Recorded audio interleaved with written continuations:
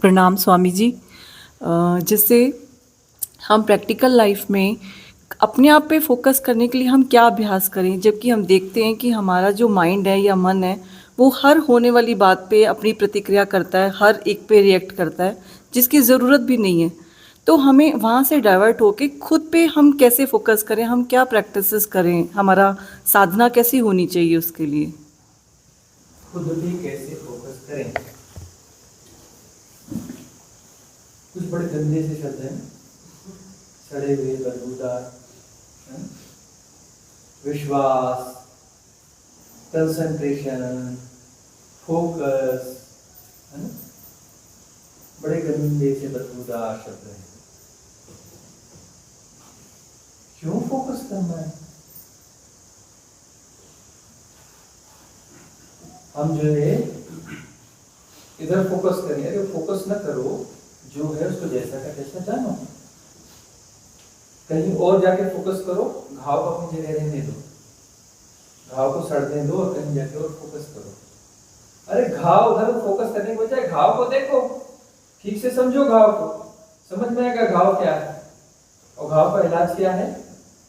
घाव को देखना और समझना, होशपूर्वक जानते रहना। जो घाव है, घाव को घाव की तरह देखो, उसके स्वरूप को समझो, वही उसका इलाज है, वही उसकी मरहम पट्टी है, वही बेटाडिन है उसमें, वही डेटॉल है उसका, वही उसमें सल्फर का पाउडर है। देखते रहो उसको, घाव को समझो, घाव के स्वरूप को, घाव के स्वरूप को समझोगे तो वही उसका ट्रीटमेंट है। वहीं रहना है, भागना नहीं है। तो उधर उधर फोकस करेंगे, उधर फोकस करेंगे, उधर डाइवर्ट करेंगे, प्रोग्राम नहीं है। जो समस्या है उसको जियो, वहीं का वहीं खड़े रह के, हियर एंड नाउ, है तो है, ऐसा है तो है, यह वासना है तो है, यह बुराई है तो है, यह तो है, उसको भोगो, वहीं पे वहीं जा, ठीक से भोगो, होश पूर्वक रहो उसके साथ में। स्वीकार करो कि ऐसा है, मैं ऐसा हूं, मेरे अंदर यह है, मेरे अंदर बुराई है, तथाकथित चीज है, अच्छाई है, बुराई है नहीं, जो है सो है। और परिभाषा क्या करें, वासना है तो है, यह विकार है तो है, विचलन है तो है, मन में ये दौड़ है तो है, जो है उसको स्वीकार करो, स्वीकार करो, उसको जानते रहो, जानते रहो, होश पूर्वक भोगो उसको। होश पूर्वक भोगोगे तो वहीं से राह निकलेगी। दूसरी जगह क्यों फोकस करना है? घाव इधर है और वो पट्टी इधर लगानी है, उधर इलाज करना है, दूसरी जगह जाकर घाव ठीक हो जाएगा। दाएं टांग में चोट पड़ी है और बाएं टांग में जो है पट्टी बांधनी है, घाव ठीक हो जाएगा। अरे जहां घाव है उसके साथ रहो, होश पूर्वक रहो, उस घाव को देखो, वहां होश पूर्वक रहेंगे तभी उस घाव का इलाज होगा। हम इधर ढूंढते हैं, उधर जाते हैं, अच्छी अच्छी बातें करते हैं, नैतिकता की बातें करते हैं। नैतिकता क्या है? नैतिकता ये है कि दाई टांग में चोट लगी है और बाई टांग में जो पट्टी बांधी है, ये नैतिकता है। और समझदारी क्या है? दाई टांग में चोट लगी तो दाई टांग में ही इलाज करेंगे, जहां घाव है वहीं पर ट्रीटमेंट करेंगे। ये समझदारी, ये साधना है। एक साधना होती है, नैतिकता होती है। अरे जहां पे समस्या है वहीं पे ट्रीटमेंट करो ना, समस्या के स्वरूप को समझो। रोग है, रोग को देखो, रोग के साथ होना पड़ेगा, रोग को समझना पड़ेगा और वहीं उसका निदान निकलेगा। एक्सेप्टेंस अच्छा शब्द है, हर चीज को एक्सेप्ट करना। एक्सेप्टेंस का अर्थ है हर चीज को एक्सेप्टेंस नहीं, परम स्वीकार, जो जैसा है परम स्वीकार। परम स्वीकार में क्या बात है? सब विधन का भी परम स्वीकार होगा। रूपाली जी का फोन आया था, ये ऐसा ऐसा हो रहा है, मुझे एक्सेप्टेंस नहीं हो रहा इसमें, और आपने कहा है कि सब जगह झुकना है, सब जगह झुकना है। अरे हमने पति संवेदन भी तो कहा है। बोले जो हमारे मुनि महाराज लोग जो हैं, उनके ठहरने की व्यवस्था होती है, उनको शौच जंगल में करना है तो कृत्रिम जंगल बनाया जाता है, कृत्रिम जंगल बनाया जाता है। कृत्रिम जंगल में सारे मुनि महाराज लोग जाके गंध संध फैलाते हैं, गंध संध फैलाने के लिए फिर जो सीपर बुलाए जाते हैं उनको साफ करते हैं, वो कमोड यूज नहीं करते, बड़ी दिक्कत होती है। और ये व्यवस्था मेरे जिम्मे दी गई क्योंकि हम नेता हैं, ये है वो है, हमारे हाथ में जिम्मेदारी दी गई, हमें ये चीज़ पसंद नहीं आ रही है। वो गरीब स्वीपर ने क्या वो किया है कि उसको जो गंद संत काम करवाए जाए, क्यों कराए जाए, अभी क्या कुरीतियां चल रही हैं, कैसा क्या है। आपने कहा जुटना है और अंदर से प्रति संवेदन भी कहा था हमने क्या कहा था, प्रति संवेदन भी कहा था, प्रति संवेदित हो जाओ। ये सब फालतू की बातें बेकार की, हमें इसमें नहीं फंसना है, हमें नहीं करना है, आपके अध्ययन में नहीं शामिल रहना है ना। और ये दिखता है जब यह चीज गलत है तो पूरा सिस्टम ही गलत होगा, हमको सारे सिस्टम में ही आपके नहीं रहना है। कोई जिम्मेदारी तो छोड़ो, हम आपके यहाँ से नाता तोड़ते हैं, घोषणा करो, रेजोनेंस बैठ ही नहीं रहा है आपसे हमारा। आप जो ज्ञान दे रहे हो, ज्ञान भी आपको वैसे गंद संद लग रहा है, जैसा गंद संद आप फैला रहे हो वो भी दिखता है। नहीं चाहिए आपका, मारो बोली, प्रतिसंवेदन से जियो ना। तो जहां प्रतिसंवेदन होना, प्रतिसंवेदन हो जाना चाहिए। प्रतिसंवेदन से नहीं जीने के कारण तो कर्म बनते हैं। कर्म बनने का मतलब क्या? वासना है, वासना को दबा दिए। अरे वासना है, उसको ठीक समझ के भोगो, भोग लोगे तो होश से भोगोगे, अब द्वंद्व से भोगोगे तो फिर बात बनेगी नहीं। से भोगो, सही गलत के चक्कर में क्यों पड़ रहे हो? है सो है, ये बुरी है जी, नैतिकता बोलती है बुरी है, ये ऐसा है वैसा है, तो द्वंद्व से भोगोगे तो वो होगा ही नहीं। सम्यक भोग किसको बोलते हैं? सम्यक भोग से तो मुक्ति होगी ना, भोग से थोड़ी मुक्ति होती है। सम्यक भोग से मतलब द्वंद्व नहीं होना चाहिए। कोई बंदा पहुंच गया शिव जी के पास, बोले महाराज आप तो सबको रास्ता दिखाते हो, मुझे भी रास्ता दिखाओ। वो ध्यान साधना, वो बहुत सारी विधियां आपकी, मुझे भी कृपा करो,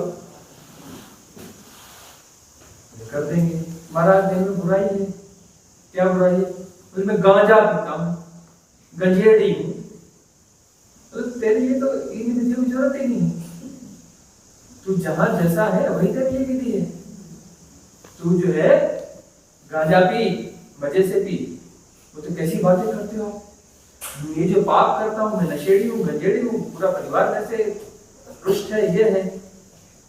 और आप जो है ये कहते हो इस बुराई को मैं बुराई के साथ जीऊं, बुराई को छोड़ूंगी। मैं इसलिए आया कि किसी प्रकार मेरी बुराई छूट जाए, और आप कहते हो कि तू बस मजे से पी, आराम से पी, होश से पी। आप तो पीने के लिए बोलते हो, मैं पीना छोड़ने के लिए आया हूँ, कुछ विधि आएगी तो छूट जाएगा। उसने कहा बेवकूफ, ऐसा नहीं, तो ये द्वंद्व के कारण तुझे नहीं निजात पा रहा है। देख तू बगैर पिए रह सकता है क्या? बोले नहीं रह सकता। और तू फिर पीना अच्छी बात है बुरी बात है? पता नहीं, बुरी बात है। गांजा पीना बुरी बात है, पाप है, बहुत गलत काम कर रहा हूं मैं, है ना। और कर रहा है क्या? मैं दिन में 10 बार करता हूँ, 20 बार करता हूँ। बोलता है गलत काम है और कर भी रहा है। अरे बिल्कुल ठीक तरफ हो जाना ना। पिएगा तो तू ऐसे भी पिएगा वैसे भी पिएगा, तो जैसे आलमन बना ले, विधि बना ले, तुझे तो पीना ही है, पीना तो तुझे है ही ना।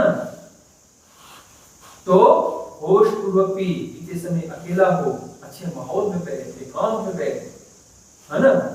और पीते समय से और पीना ही हो जा, तू गंजेड़ी मत हो जा, तू गांजा पीना ही हो जा, दूसरा कुछ बचना ही नहीं चाहिए।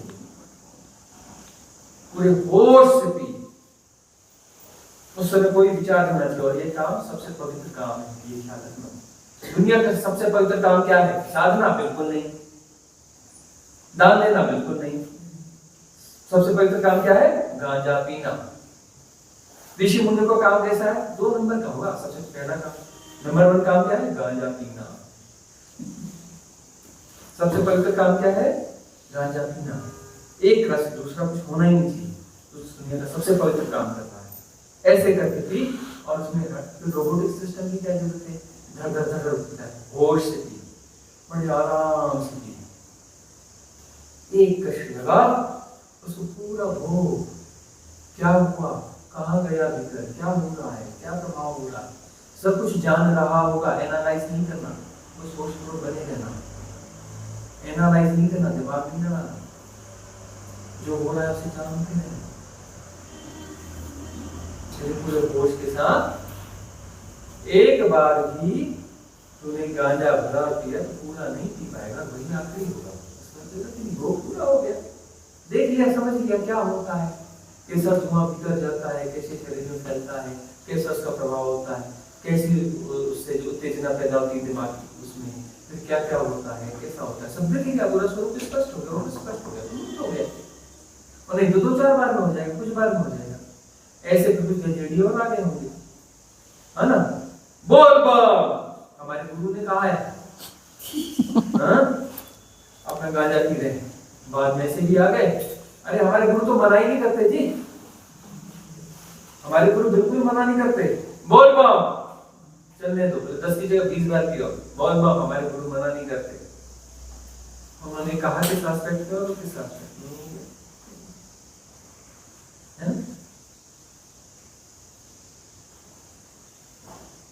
ऐसा मिसयूज होता है ना। चील ने गिरा दिया मांस का टुकड़ा, भिक्षु के पास में पड़ गया, भगवान बुद्ध के पास पहुंच गया, क्या करूं, आ गया है, खुद ही आया है, मुश्किल में पड़ गए बुद्ध, काफी विचार करना पड़े, क्या करूं, फंसा ये क्या फंसा मैं हूं, मैं बोलूंगा फेंक दे तो बोलेंगे नहीं नहीं ये अपना जाएंगे भिक्षा मांगने, दाल चावल देता, दाल भिक्षु में दाल चावल खाएंगे, फेंक देगा। हमारे बंदे ने कहा है जो ग्रहण करने योग्य नहीं है उसको फेंक दे, उसने मांस फेंक दिया था, हमने दाल चावल फेंक दिया, अरे पूरी बना, हलवा बना, ये बना तब हम खाएंगे, वो फेंक देगा, बड़ी समस्या पैदा हो जाएगी, क्योंकि वो बोलेगा भगवान ने कहा है जो खाने योग्य न लगे उसको फेंक देना, तो गरीब का फेंक देगा, दाल चावल फेंक देगा, रोटी सब्जी देगा, नहीं बोले हम तो पूरी पकवान खाएंगे, तब उसे कहना पड़े ग्रहण कर ले, तूने तो मारा नहीं ना, तूने तो मारा नहीं ना, तूने मांगा नहीं ना, ना तूने मांगा ना तूने मारा, आ गया संयोग का साथ आया, ग्रहण कर ले, संयोग रोज रोज तो घटेंगे नहीं, उनको क्या मालूम वो चीज के बजाय दूसरे संयोग पैदा कर देंगे,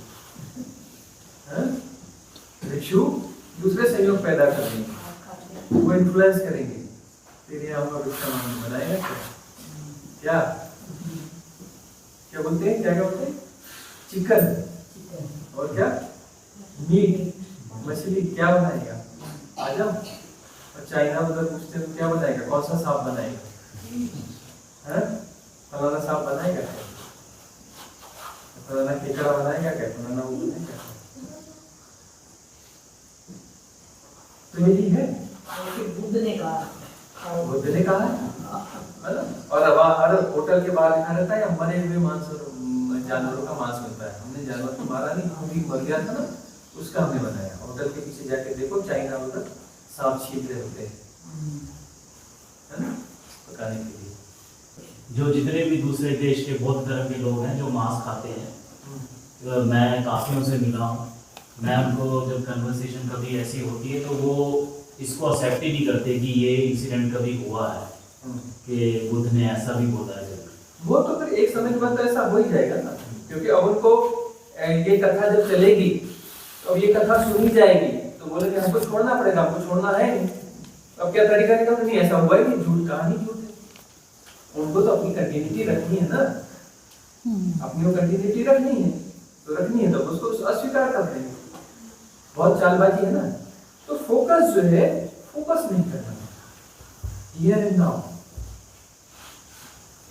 शिव जो है, शिव सूत्र में क्या कहते हैं,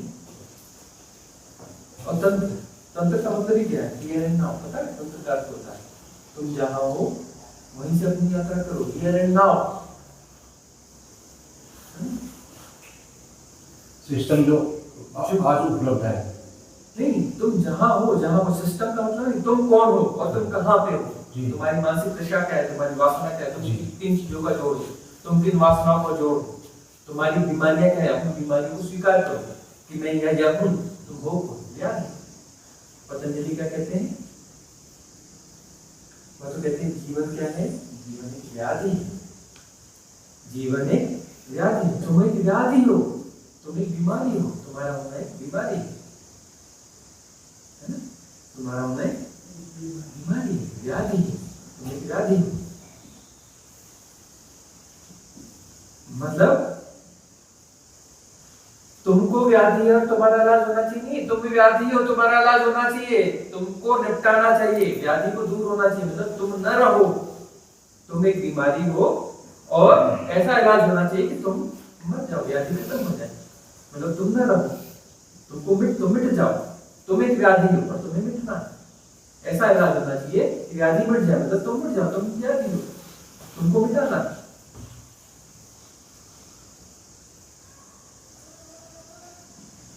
छोटा सा काम। क्या बोलते हैं पतंजलि? ईश्वर कौन? उपाय। आलम्बन। ईश्वर क्या है? मेथड। ईश्वर क्या है? मेथड हाइपोथेसिस है।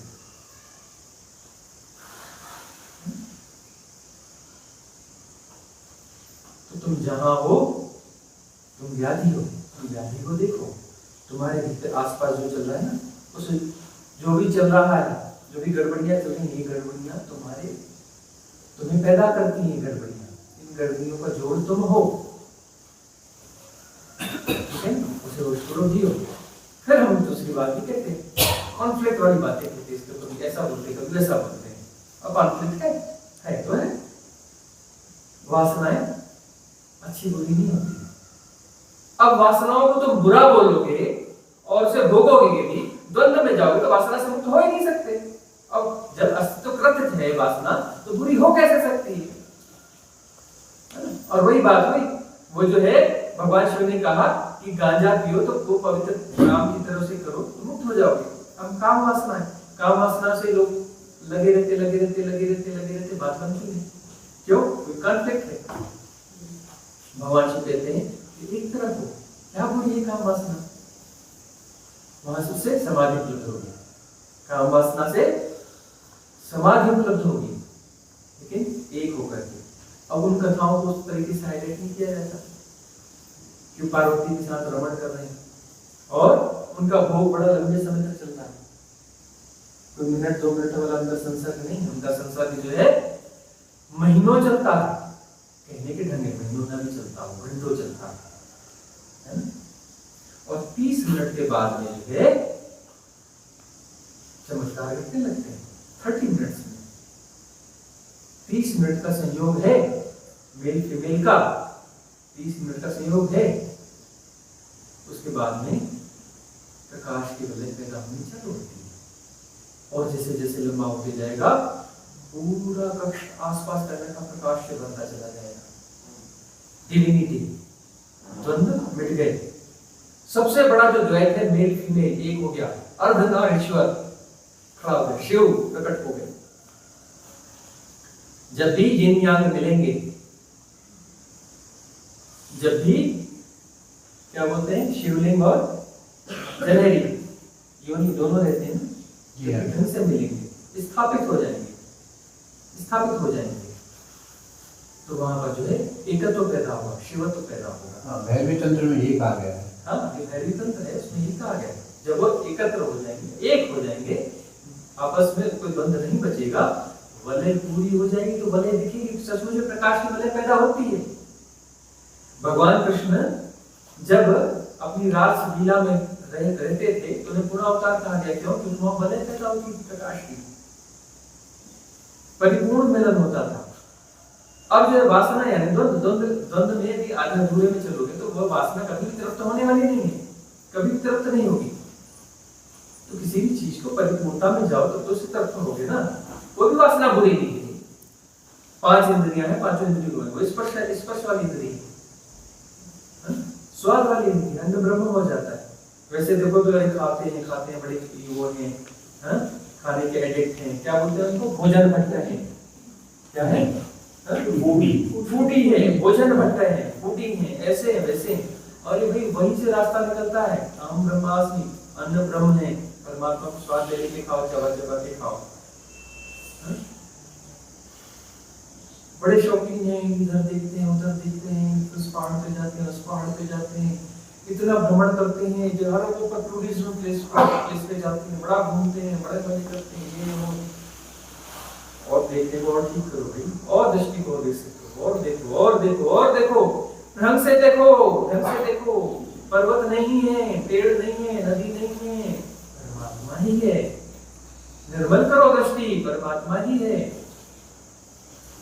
विकार नहीं है यही शुद्ध होगा तो परमात्मा ही हो जाएगा निर्मल दृष्टि से। स्वादेंद्रिय शुद्ध हो जाएगी तो परमात्मा ही हो जाएगा, ब्रह्म हो जाएगा। स्पर्शेंद्रिय से ये नियाम एक हो जाएंगे, शिव प्रकट हो जाएंगे, परिपूर्ण हो जाएंगे, शिवत्व हो जाएगा, शिव पार्वती एक हो जाएंगे। इसलिए कहते हैं ना हर पुरुष शिव है और हर स्त्री पार्वती है, और इनको आपस में सहयोग होना चाहिए। कैसा सहयोग होना चाहिए? परिपूर्ण सहयोग होना चाहिए, अर्धनारीश्वर हो जाना चाहिए, तभी बात बनेगी। आधे अधूरे रहोगे तो फिर स्कूल में अवस्था उठाते रहोगे, लेसन कंप्लीट नहीं हुआ, फिर करते रहोगे, फिर ढूंढते रहोगे बॉयफ्रेंड गर्लफ्रेंड, ढूंढते रहोगे, परितृप्ति होने वाली नहीं। परितृप्ति तभी होगी जब वो परिपूर्णता घटेगी। उसके बाद कृष्ण के जीवन में वह रास लीला एक आनंद है,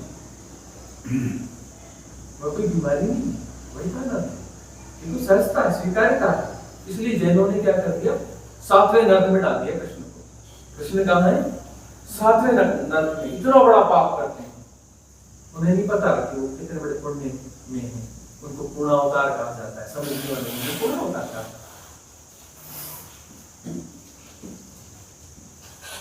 शिव के लिंग की पूजा जगह जगह हो रही है, ये नियम की पूजा जगह जगह हो रही है। करोड़ों की संख्या में शिवलिंग प्रतिष्ठापित है और काम वासना की आलोचना और पूजा उनकी हो रही है, लिंग की पूजा हो रही है। ये नियम योनि और लिंग, नीचे जो जलहरी योनि होती है उसका लिंग है, संयोग बना हुआ, संयोग की पूजा हो रही है।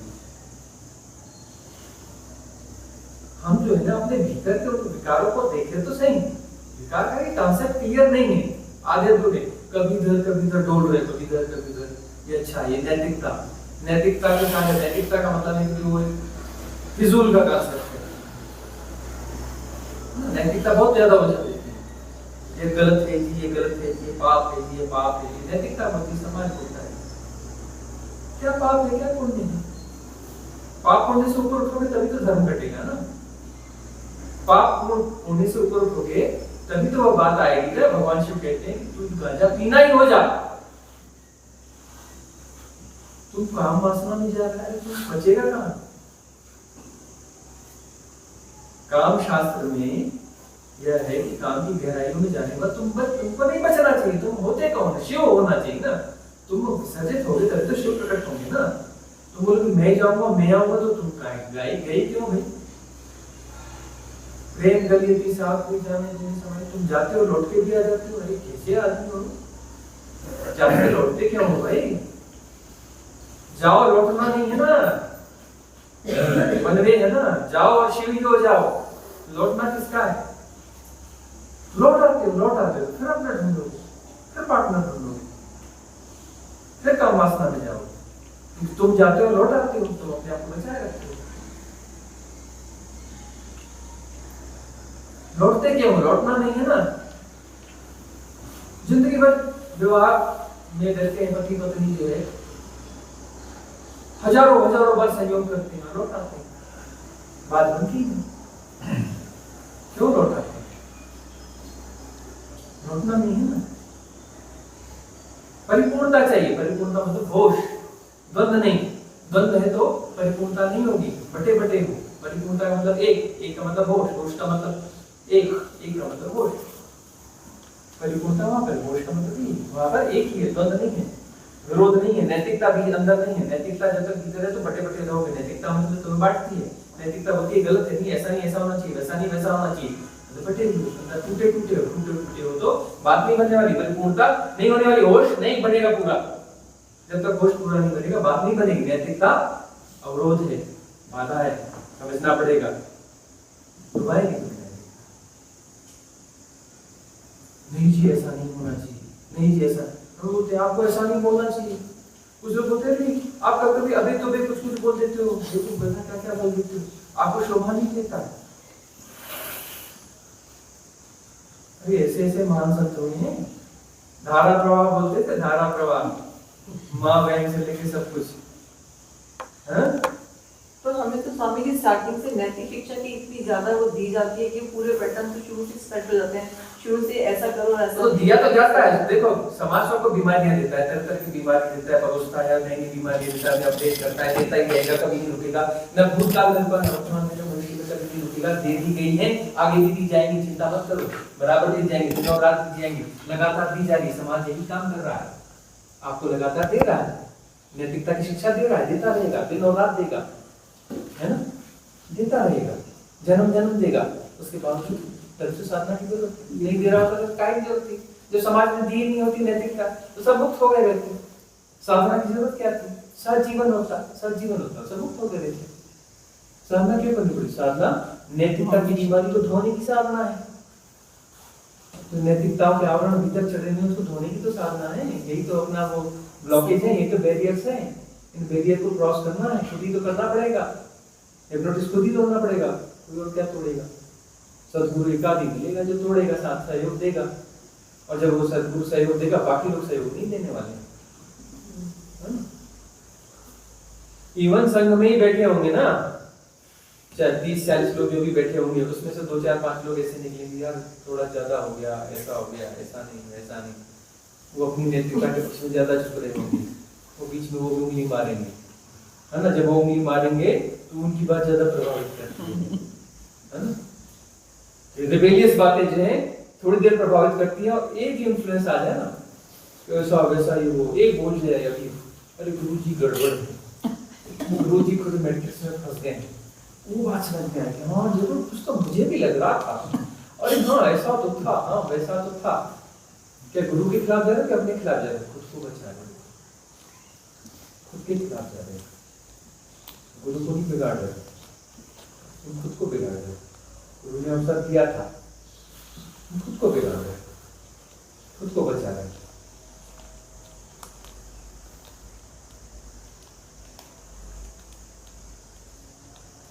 तो बड़ी कठिन, बहुत कठिन है, सरेंडर नहीं होता। सरेंडर पोल खुल जाती है जब एक इन्फ्लुएंसर मिलेगा ना आपको, ऐसा है वैसा है, आलोचना करेंगे ना पीठ पीछे, तो बड़ी बर्बाद। हाँ मेरे को भी लग रहा था, मेरे को भी लग रहा था, बात तो कुछ है ऐसी, थोड़ा तो गड़बड़ है, थोड़ा ऐसा नहीं, ऐसा होना चाहिए, ऐसा नहीं, ऐसा होना चाहिए। बहुत कठिन है दर्पण घटती है ना, बिल्कुल नैतिक ढांचे में कोई चीज सिस्टमैटिक रहेगी ना, बड़ी प्रभावित करेगी, है ना? ऐसे आश्रम होने चाहिए, लहसुन प्याज नहीं चलना चाहिए, ये नहीं होना चाहिए, वो नहीं होना चाहिए, फलाना नियम होना चाहिए, ऐसा होना चाहिए, वैसा होना चाहिए। हाँ ये सही आश्रम है, यहाँ सब कुछ सिस्टमेटिक होता है, बिल्कुल सिस्टमेटिक होता है, बहुत बढ़िया टाइम पास होता है, आपकी जिंदगी पास हो जाएगी, चिंता बिल्कुल मत करिए। आपका स्कूल का बस्ता बढ़िया वाला अगले जन्म में आपको दे दिया जाएगा। A for apple, B for boy, नई नई किताबें दी जाएंगी, बिल्कुल चमकदार किताबें दी जाएंगी, चिंता बिल्कुल मत करो, है ना? सिस्टमेटिक आश्रम ढूंढ लो, सिस्टमेटिक आश्रम मिल जाएंगे। नियम से जल्दी सोना चाहिए, सुबह ब्रह्म मुहूर्त में उठना चाहिए, इतना नाम जप करना चाहिए, ऐसा ऐसा करना चाहिए, सत्य बोलना चाहिए, झूठ नहीं बोलना चाहिए, ध्यान करना चाहिए, पुण्य करना चाहिए, है ना? सब कुछ सिस्टमेटिक होना चाहिए।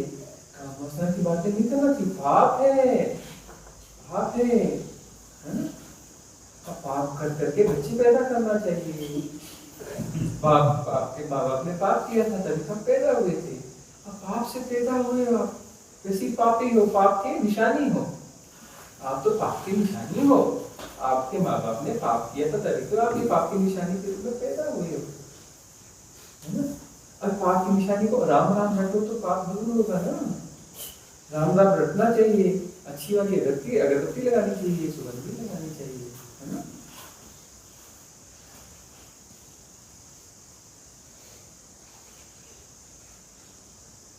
डोंट फोकस, कहीं भी फोकस नहीं करना, समग्र हो जाओ। फोकस का अर्थ है हम बाकी को नकार देते हैं, फोकस है ये सत्य है, बाकी सब असत्य है। अरे कुछ भी नहीं, फोकस करना ही नहीं। फोकस है तो फोकस करने वाला भी होगा ना, कर्ता पैदा हो गया ना। फोकस का मतलब कर्म हुआ, और कर्म से कर्ता पैदा हो गया, करने वाले सब बिगाड़ देते हैं, बिना किसी ठीक हो जाता है। फोकस करने वाला कर्म कर रहा है, करने से कर्ता पैदा हो रहा है, करने से कर्ता पैदा हो रहा है, करने से कर्म पैदा हो रहा है, करने से कर्म प्रारब्ध पैदा होगा, कर्म प्रारब्ध होगा। और कर्म प्रारब्ध जो है स्कूल का बस्ता, कर्म प्रारब्ध यानी वो सलाइयां होती है ना, वो पहाड़ों पे बैठी रहती है सलाइयां लेके, स्वेटर बुन रही होती है, हाँ, गाय चराती रहती है, स्वेटर बुन रही होती है, देखा ना आप लोग ने यहाँ पे जगह जगह बैठी रहती है, स्वेटर बुन रही होती है। क्या है ये सब कर्म? क्या है? सलाइयां। स्कूल का बस्ता बुना जा रहा है, स्कूल का बस्ता बुना जा रहा है अगले जन्म के लिए। Don't focus, don't concentrate,